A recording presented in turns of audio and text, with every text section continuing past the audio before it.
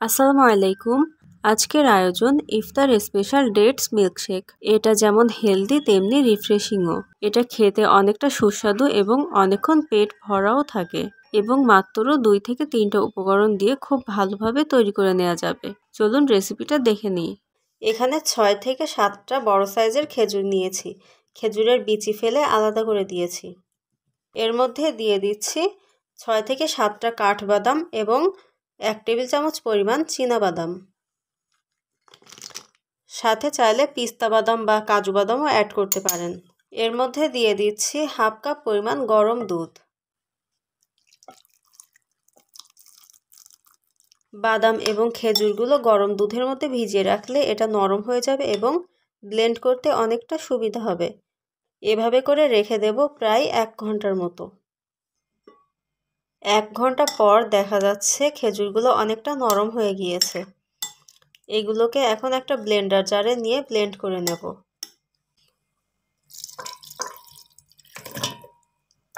2 cup দুধ গরম করে ঠান্ডা করে নিয়েছি, সেটা এখন এখানে দিয়ে দিচ্ছি।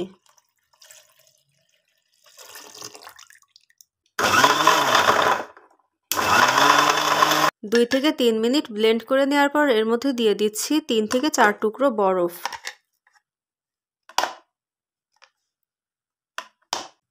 আবারও খুব ভালোভাবে ব্লেন্ড করে নেব। প্রথমে গ্লাসের মধ্যে কয়েক টুকরো বরফ কুচি দিয়ে নিচ্ছি, এরপর সার্ভ করে দেব।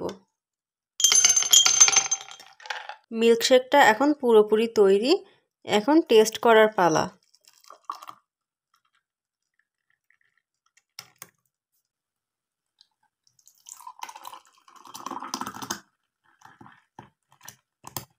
কয়েকটা কুচনো কাঠবাদাম দিয়ে দিচ্ছি। কয়েকটা খেজুরের স্লাইস দিয়ে দিচ্ছি। এটা আপনারা পছন্দ মতো সাজিয়ে নিতে পারেন।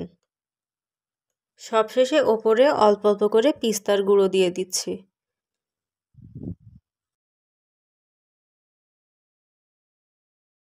আমাদের মজাদার খেজুরের মিল্কশেক একেবারে তৈরি।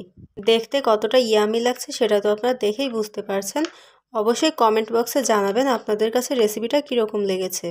রেসিপিটা যদি ভালো লাগে তাহলে অবশ্যই আমার চ্যানেলটাতে একটা সাবস্ক্রাইব করবেন এবং পাশে থাকা বেল বাটনটাতে প্রেস করে রাখবেন। আজকে এখানেই বিদায় নিচ্ছি। কথা হবে পরের কোনো রেসিপিতে। সেই পর্যন্ত সবাই ভালো থাকবেন, সুস্থ থাকবেন, আমাদের জন্য দোয়া করবেন। আল্লাহ হাফেজ।